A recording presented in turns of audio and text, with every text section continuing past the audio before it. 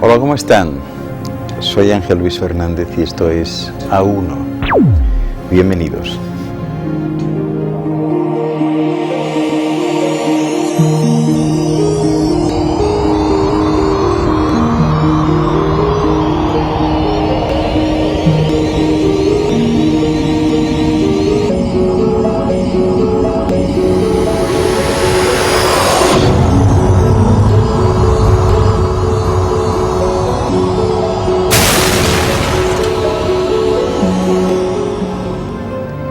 A1 es un programa de investigación y de búsqueda de la verdad perdida, de desvelar misterios y enigmas, de descubrir los secretos y recuerdos del futuro. Fíjense, un agroglifo viene a ser un área en un campo de trigo o de otros cereales parecidos, ¿verdad?, donde aparecen aplastadas ciertas espigas para formar una serie de formas geométricas, algunas en 3 dimensiones y otras en 2. Pues bien, estas formas van desde un simple círculo de unos pocos metros de diámetro a una composición extremadamente compleja de varios centenares de metros con numerosas secciones de dibujos. Hoy les hablaré de ellos, de los agroglifos, de los círculos de las cosechas.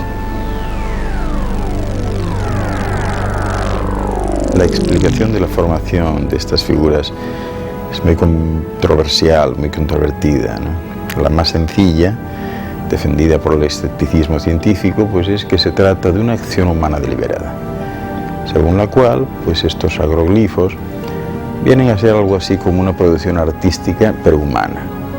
En este contexto, el método de realización pues consistiría en 1 o 2 planos superpuestos sobre papel y en ciertos recursos sobre el terreno como estacas, cuerdas, decámetros, tablas, no sé, rodillos, para poder bajar o arrancar los tallos, ¿no? De hecho, es cierto que han aparecido numerosos agroglifos que han sido producidos siguiendo este tipo de procedimiento y probando de este modo pues su factibilidad.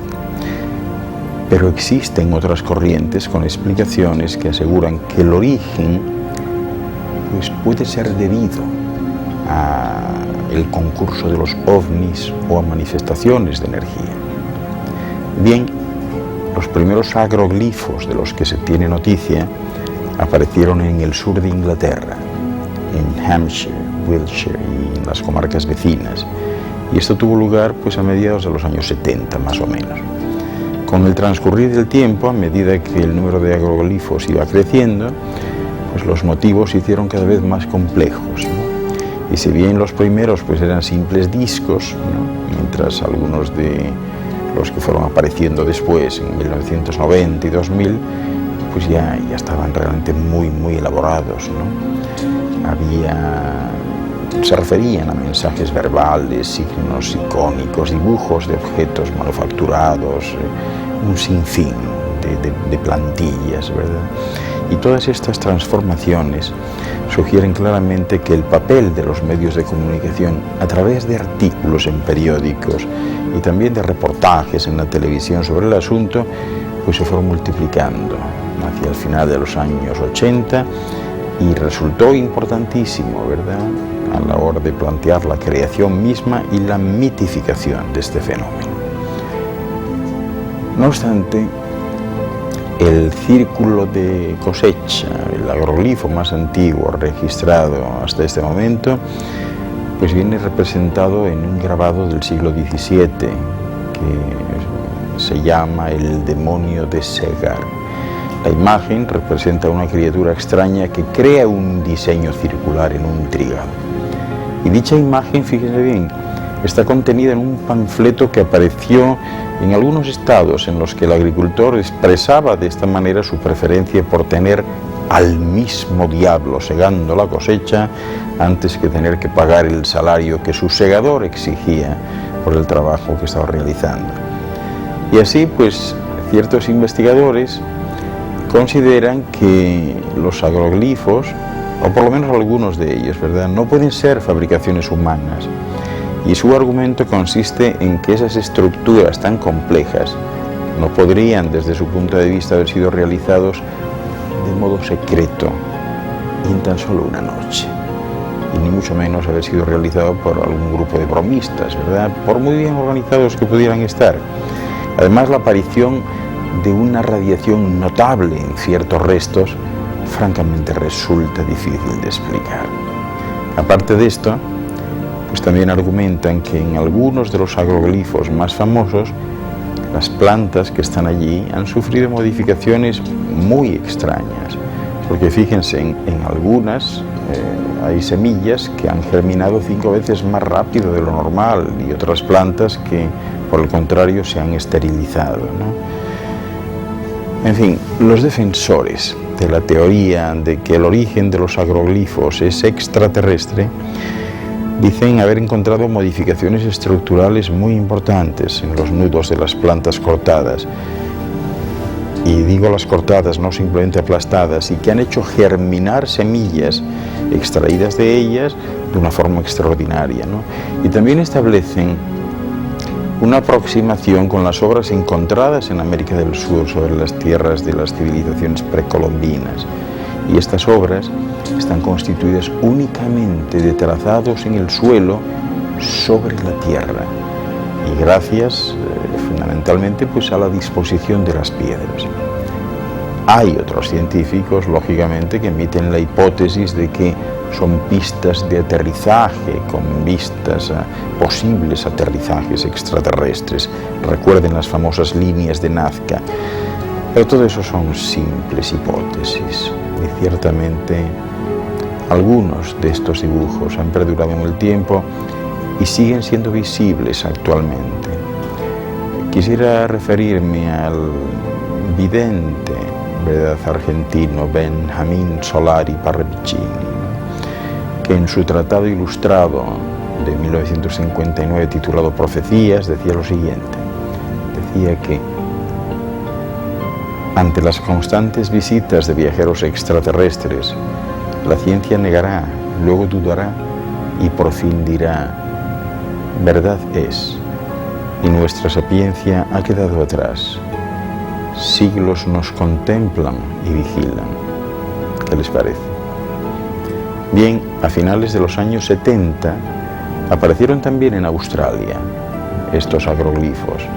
Eran huellas circulares sobre las espigas de los campos de trigo, en donde el patrón común pues era que las plantas aparecían como acostadas, no aplastadas, suavemente acostadas, en espiral, con una convergencia hacia el centro, ¿verdad?, de la figura. Eran algo así como verdaderas obras maestras del diseño arquitectónico. Y estaban configuradas con tal perfección que dichos tallos y espigas, francamente, parecían ser casi como la más alta representación del mejor bordado artesanal hecho a mano. En general, aquellos tallos estaban siempre intactos, nunca estaban partidos o rotos, y con una mayor vitalidad, si cabe, que las plantas de afuera de las figuras. Bien, a comienzos de los 80, estos círculos continuaban apareciendo sobre aquellos campos tan fértiles del sur de Inglaterra, como les decía, en Wiltshire, Hampshire, Salisbury, entre otros lugares, y siempre cerca, curiosamente, de aquellos monumentos megalíticos famosos como son Stonehenge, Avebury y Silbury Hill, y también muy cerca de figuras prehistóricas en el paisaje, en áreas en que curiosamente se observan pues enormes diseños de personas y caballos cubiertos de piedra caliza en un ángulo de inclinación tal que solo pueden ser visibles desde el cielo, como en el caso de las famosas líneas de Nazca en Perú que les decía antes. Bueno, pues estos círculos ya eran conocidos en la Edad Media, cuando aparecían en épocas de cosecha, y se les llamaba círculos de las hadas, por cuanto aparecían inexplicablemente de un momento a otro e iban acompañados de un extraño zumbido en el ambiente. Se advertía a la gente del peligro que suponía para alguien adentrarse en esos círculos mágicos, porque podían desaparecer y quedar prisioneros en el mundo de los gnomos, de las hadas o de los elfos. Y si bien es cierto que en una primera fase solo se percibían círculos de unos 3 o 4, o como mucho 8 metros de diámetro, poco a poco, con el advenimiento de la aviación, se fueron descubriendo otros círculos que daban paso a círculos gigantescos, con figuras cada vez más complejas, más bellas y enigmáticas, que no podían apreciarse desde el suelo. Y además, estas aparecían de un día a otro, o de repente, súbitamente, con una simetría perfecta. Por esa razón, se han lanzado un sinfín de explicaciones, como aquella de que podrían ser fenómenos naturales, producto del geomagnetismo terrestre, o incluso fenómenos climatológicos. Y la verdad es que esto explicaría la formación de algunos de los círculos, pero no de esas formas impresionantes, triangulares, cuadrangulares, o las más complejas como formas tetraédricas o icosaédricas, que hacen polígonos perfectos inscritos en otros polígonos regulares. Y no hay posibilidad de que se les confunda con un fraude perpetrado por bromistas. ¿Saben por qué? Porque en los casos reales, la vegetación, como les decía antes, aparece afectada por una extraña radiación, y esto la sufren también los granos de las espigas dentro de las figuras, que de esa manera se ven con unas alteraciones inexplicables, ¿verdad? Como por ejemplo, pues cambios en los cristales de los granos. Y en cuanto a las figuras, siempre aparecen en campos de cereales como trigo, como cebada, avena, etc.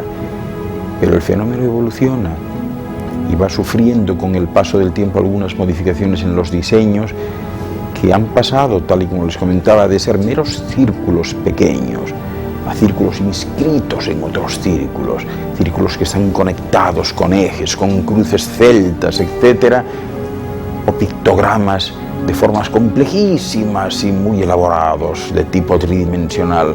De hecho, hay muchos que se asemejan a órbitas planetarias, ¿verdad?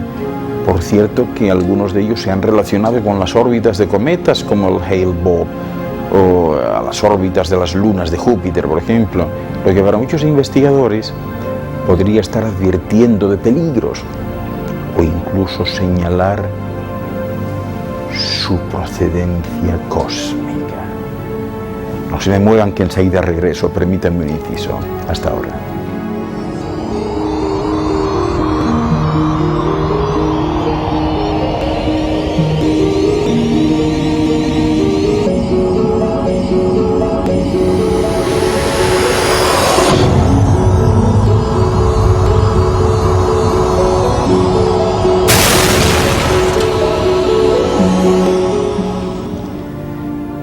Uno de los más importantes investigadores de los diseños de estas figuras, y precisamente el que descubriera su condición de mensaje trascendente, fue el ingeniero británico Colin Andrews.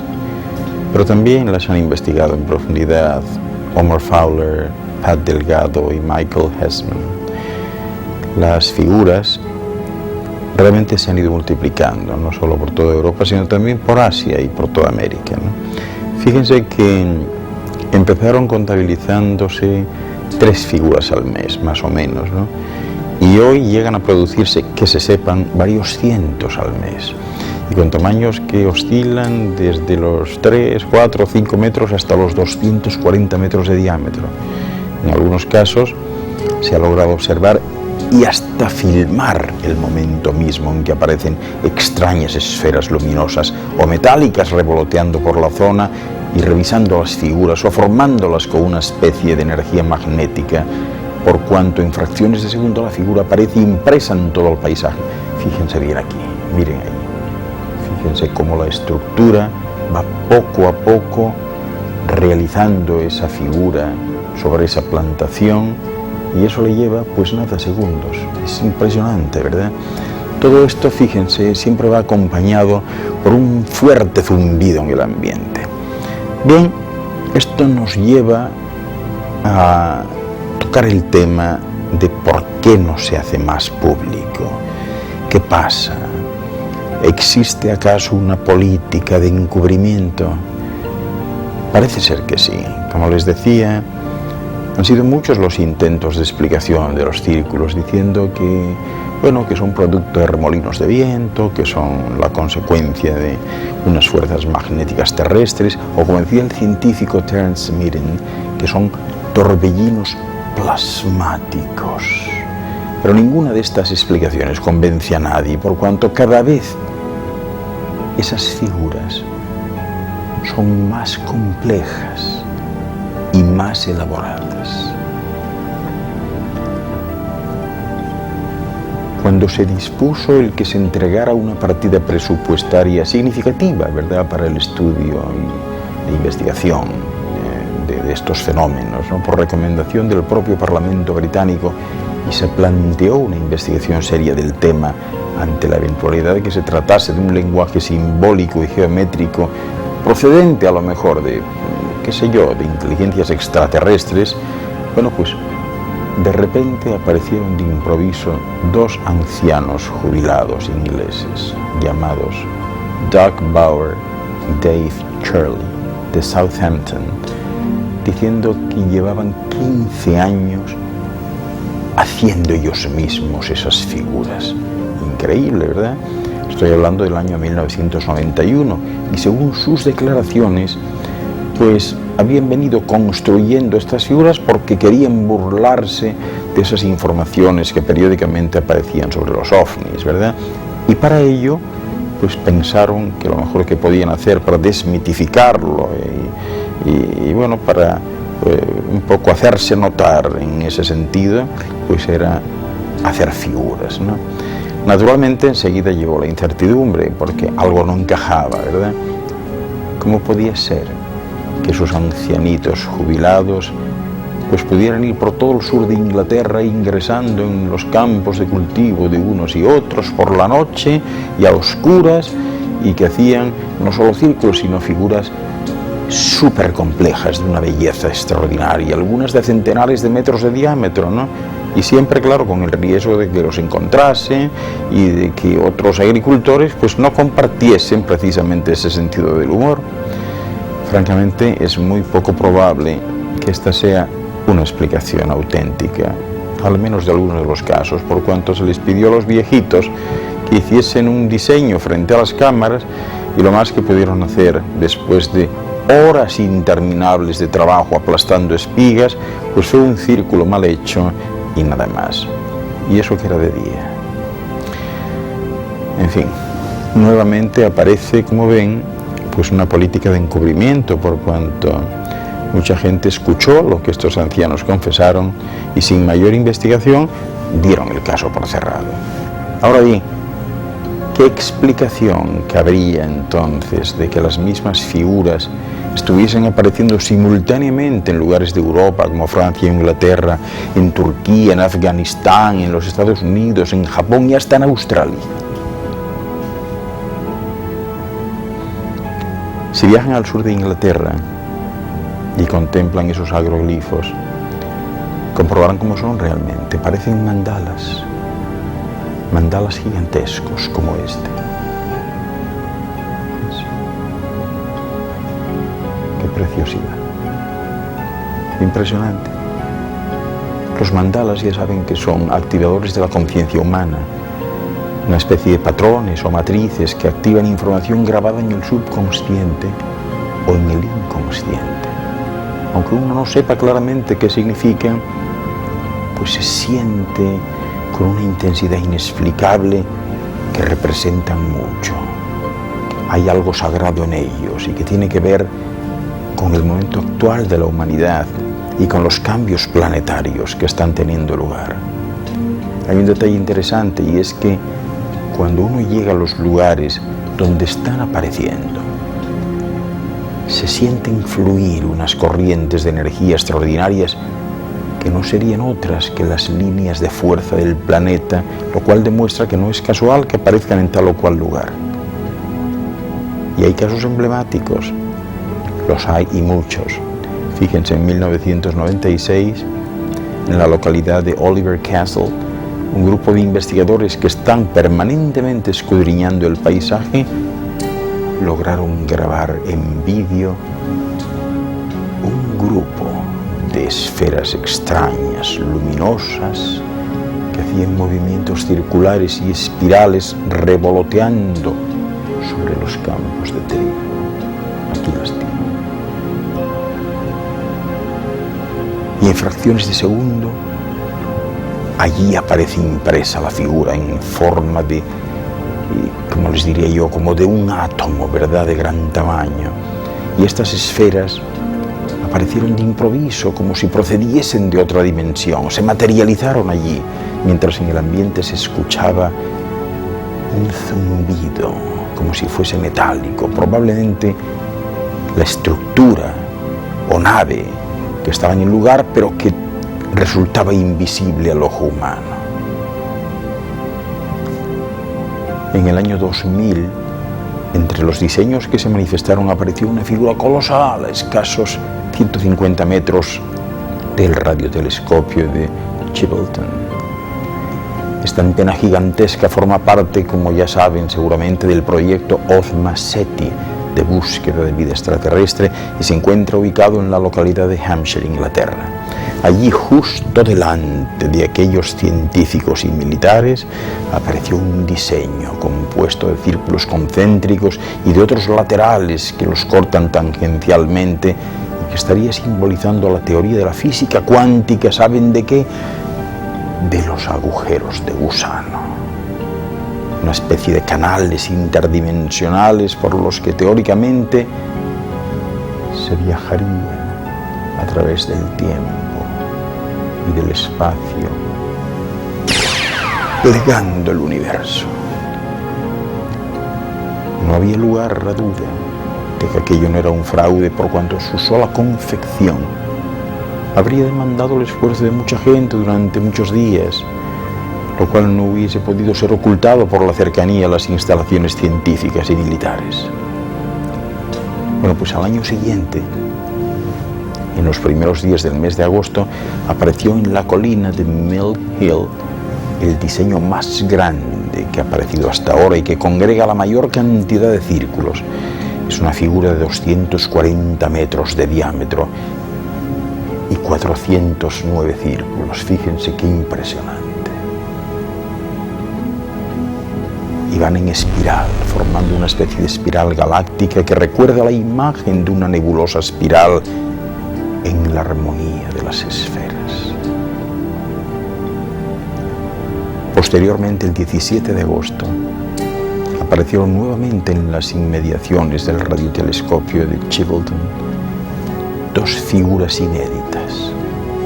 La primera de un rostro gigantesco y tridimensional, y la otra de una figura codificada rectangular. El rostro solo era visible desde el cielo y desde gran altura, además, siendo lo más curioso, ¿saben qué? Su semejanza con lo que se ha dado en llamar el rostro de Sidonia, una formación rocosa que parece un rostro esculpido en una montaña y que fue descubierto en una montaña de Marte y que fue descubierto por la sonda Viking en 1976, precisamente en la zona marciana conocida como Sidonia. La segunda figura no era ni más ni menos que la respuesta a un mensaje enviado desde la Tierra el 16 de noviembre de 1974.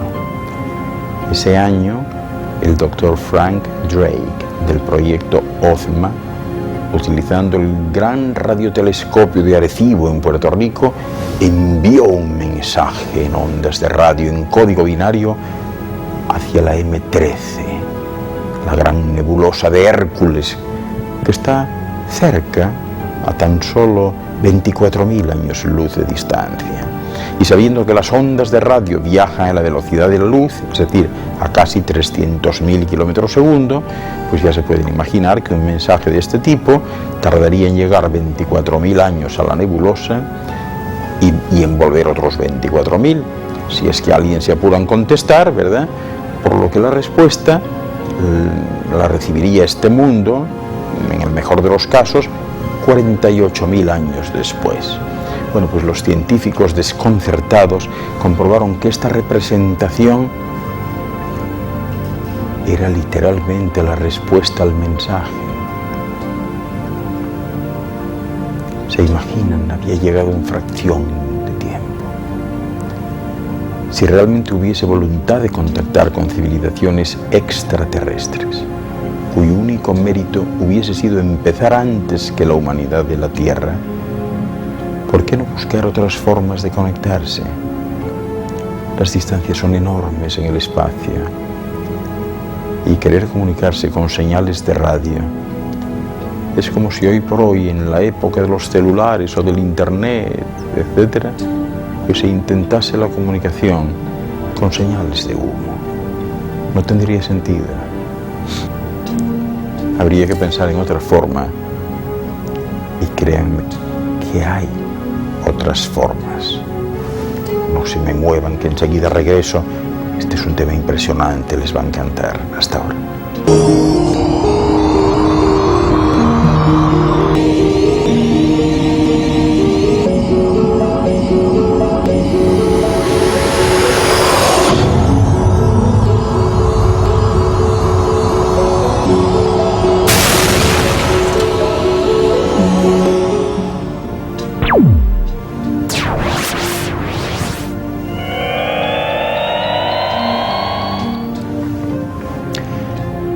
Bueno, pues ante la falta de una explicación lógica a cómo se producen estos maravillosos dibujos en los sembrados, pues circulan una gran cantidad de teorías, como ya se pueden imaginar. Voy a mencionarles algunas de ellas. Hay una que dice que se producen sobre los cruces o puntos de la red planetaria. Otra dice que se realizan por vórtices de plasma. También hay otra que proclama que tienen origen extraterrestre. Otra sostiene que son una manifestación del espíritu de Gaia, del espíritu de la esfera. También otra dice que se trata de una manifestación de los devas y de los elementales terrestres. No falta quien dice que son figuras creadas por satélites o aparatos desde fuera de la órbita terrestre. Otra teoría mantiene que son creadas por seres humanos, artistas del paisaje. Y hay algunos que se ha comprobado que son realmente realizados por seres humanos, como ya les decía antes. Otros dicen que pudieran ser fenómenos naturales, producto del geomagnetismo terrestre o incluso fenómenos climatológicos. Otra teoría atribuye la formación de estas figuras geométricas a campos electromagnéticos de alta intensidad, y todo ello pues por las perturbaciones radioeléctricas y las modificaciones celulares de las plantas que han sido encontradas en estos círculos. También la aparición de objetos voladores no identificados en las proximidades de los agroglifos sugiere para algunos que estas figuras pudieran ser creadas por esas extrañas esferas luminosas o metálicas que revolotean y que las forman con energía magnética. Y todo ello en cuestión de segundos, porque en un instante la figura queda impresa en el paisaje. Luego están aquellos que mantienen y sostienen que los dibujos se asemejan a mandalas, como les decía antes, y que encierran un mensaje para ser develado. Es decir, que se trata de un llamado de atención a la humanidad sobre fenómenos inexplicables, una visión diferente del universo y una preparación para una serie de cambios próximos.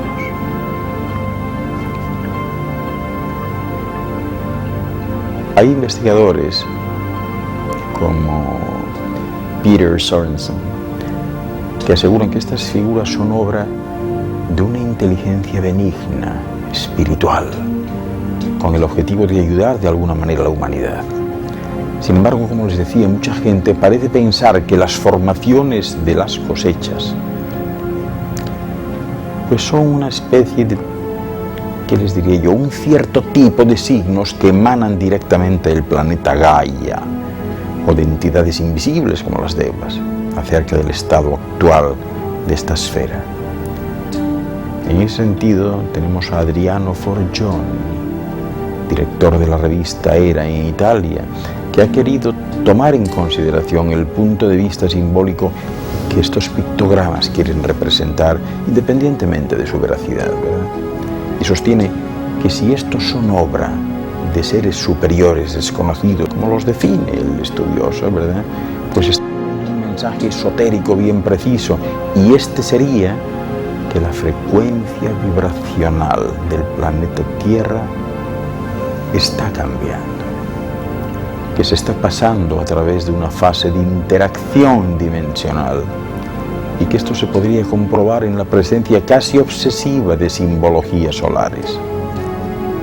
Y es que según Forgioni, estas simbologías invitan a elevar las conciencias, a dejar de lado el materialismo del cual se está impregnado y a volver hacia lo que la historia transmite a través del mensaje de antiguas culturas. Esas culturas según las cuales pues el tiempo no es lineal, sino más bien previene de una constante circular de los ciclos.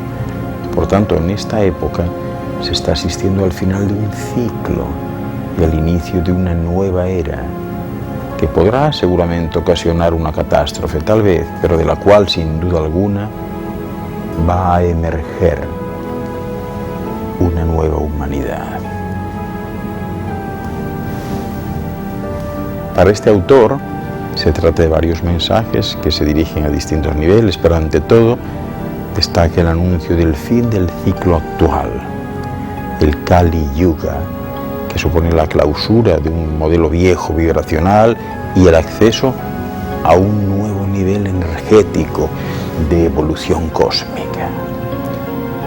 Dice él que realizarse es entrar en relación directa con estos niveles de frecuencia, y señala que dichos niveles se manifiestan en el Ka de los antiguos egipcios, simbolizado como Merkabah judío o como cuerpo de luz. Se trata de distintas formas de representar la naturaleza divina del ser humano, un potencial que se expresa en la imagen del hombre Dios, el ser perfecto que media entre el nivel más bajo material y la más alta escala de frecuencia correspondiente al nivel espiritual. En este sentido, Forgioni ha estudiado in situ el fenómeno durante muchos años para llegar a estas conclusiones. Y bueno, como les decía antes, el 3 de mayo de 1999 en la localidad de Barbury Castle, en Wiltshire, Inglaterra, pues se manifestó ese agroglifo tan espectacular, posiblemente el más espectacular del que se tenga registro, y no solo por su belleza, sino también por su simbolismo, porque en esta ocasión el trazo de la figura no dejó ninguna duda en cuanto a su significado.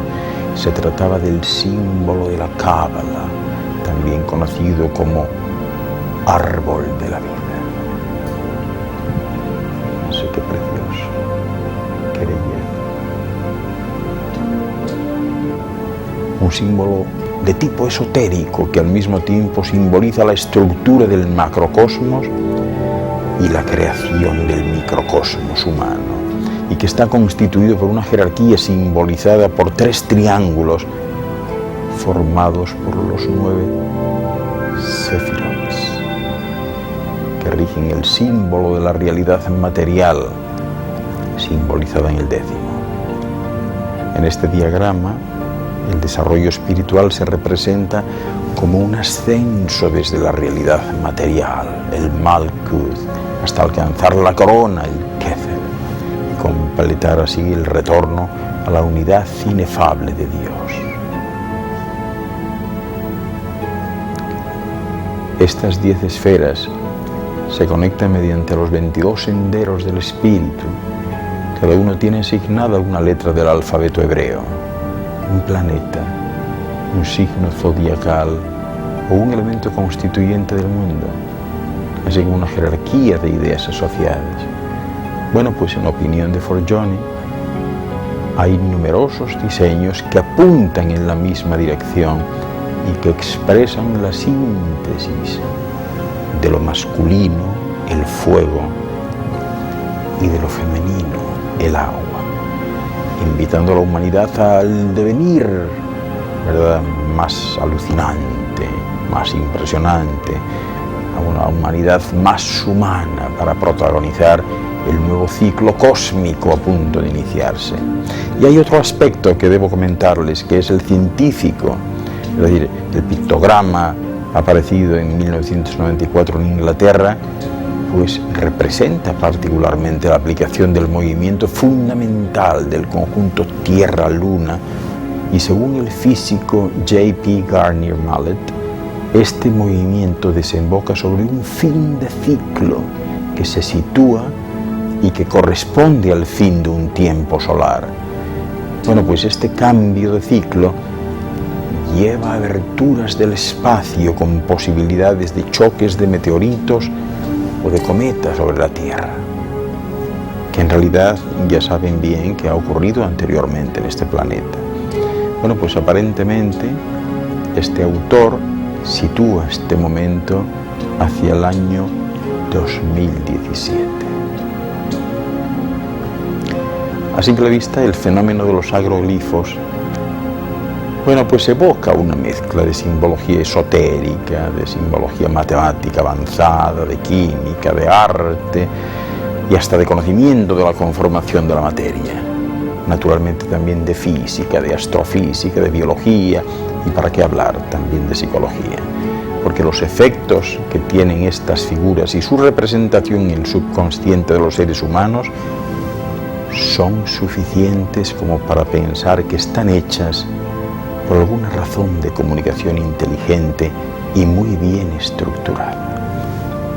En los últimos años se han generalizado los diseños con un simbolismo esotérico muy notorio, entre ellos pues el candelabro judío de los 7 brazos, el menorá, estrellas de 5, de 6, de 9 y hasta de 10 puntas, o el hombre cósmico, entre otros motivos universales conocidos por todos los grandes sistemas religiosos de la antigüedad, atribuidos por estos a la revelación directa de la divinidad. No se me vayan, que enseguida regreso. Permítanme tomarme un zumo de naranja y estoy de vuelta con ustedes. Hasta ahora.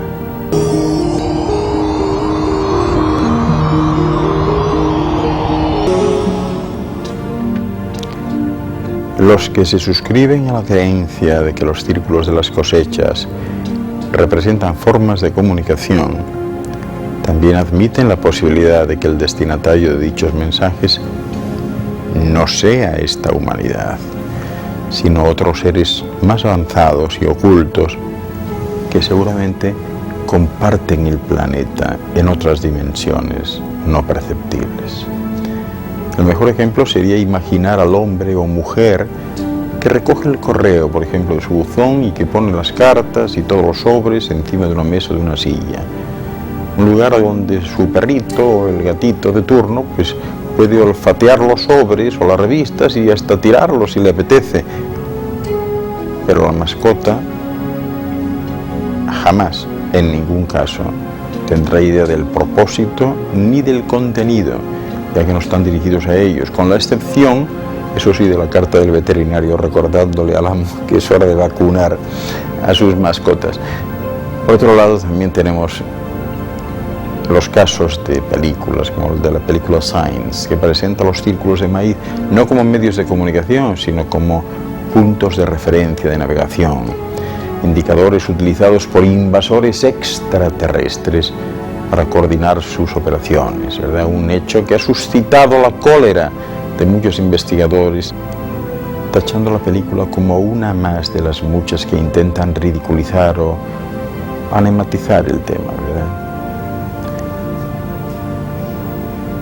El controvertido investigador Stephen Greer, director del proyecto Disclosure, manifestó que existen distintas fuentes en los medios de comunicación y en los servicios de inteligencia que han advertido de que precisamente se iba a hacer todo lo posible por fomentar el temor hacia los ovnis y hacia los ETs.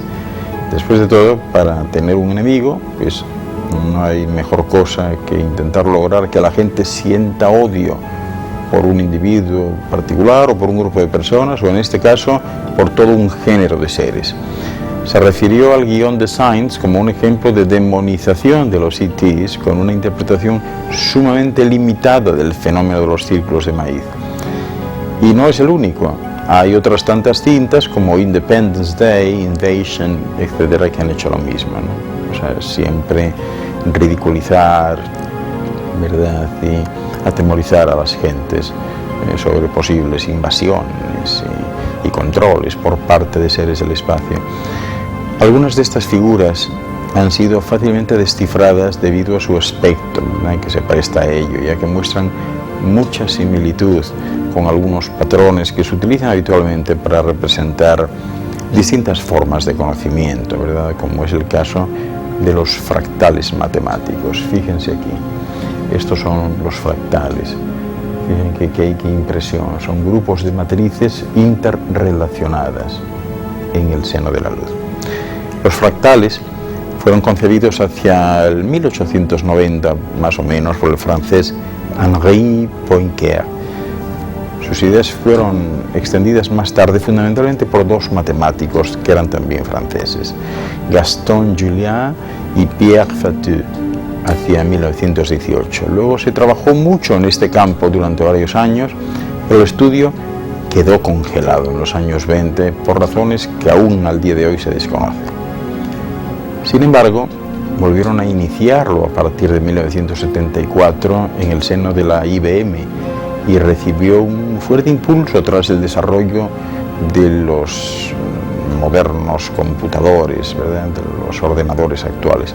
El doctor Mandelbrot de la Universidad de Yale, con sus experimentos informáticos, pues es hoy por hoy considerado como el padre de la geometría fractal, y en honor a él, uno de los conjuntos que él investigó con mayor profusión fue nombrado con su nombre.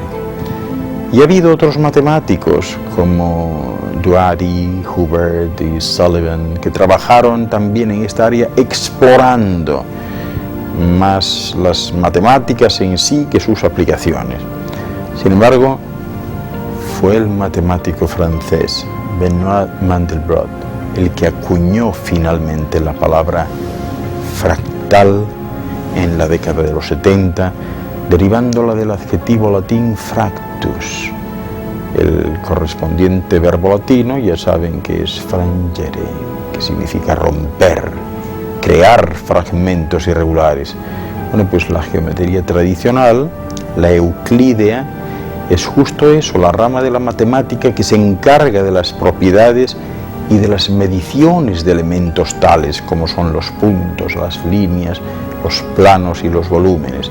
Y esta geometría euclídea también describe los conjuntos formados por la integración de los elementos que he citado antes, ¿verdad?, y cuyas combinaciones siempre forman figuras o formas específicas. Sin embargo, las formas encontradas en la naturaleza, como son las montañas, las franjas costeras, los sistemas hidrográficos, las nubes, las hojas, los árboles, qué sé yo, los vegetales, los copos de nieve y un sinnúmero de otros objetos, no son fácilmente descritos por la geometría tradicional. La geometría fractal proporciona una descripción y una forma de modelo matemático para esas formas aparentemente complicadas de la naturaleza y que poseen a veces una invariancia impresionante de simplificación bajo los cambios de la magnificación, una propiedad que caracteriza precisamente a los fractales. Y créanme que es fácilmente corroborable que la inteligencia que está tras la creación de los agroglifos posee el conocimiento de plasmar estos patrones fractales. Pero no es así en todos los casos, ya que se tienen registros de figuras que representarían, pues es una especie de mandalas o ideogramas para la meditación.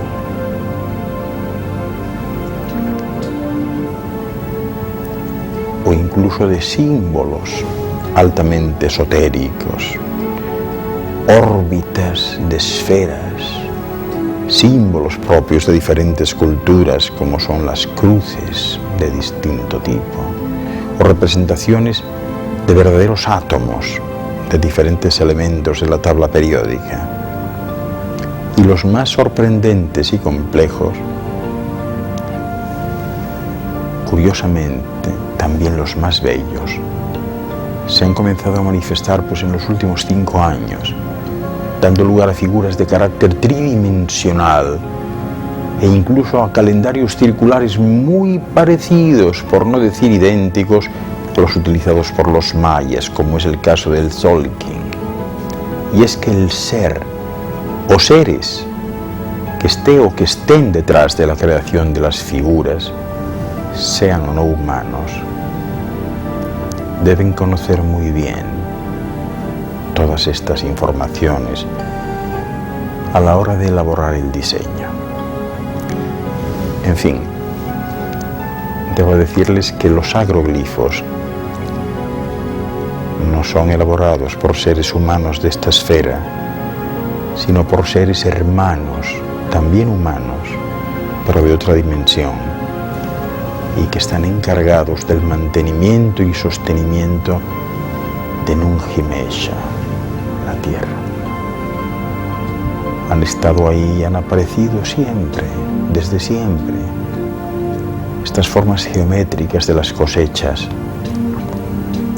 son matrices de tipo termomagnético, matrices generadas para favorecer la estabilidad y el equilibrio energético de esta esfera, y se imprimen tanto en tierra firme como en los lechos marinos, y excepcionalmente también constituye una manifestación del arte de la luz y el sonido para la comunicación entre los seres de buena voluntad, porque en todos los casos los agroglifos son conformados por el sonido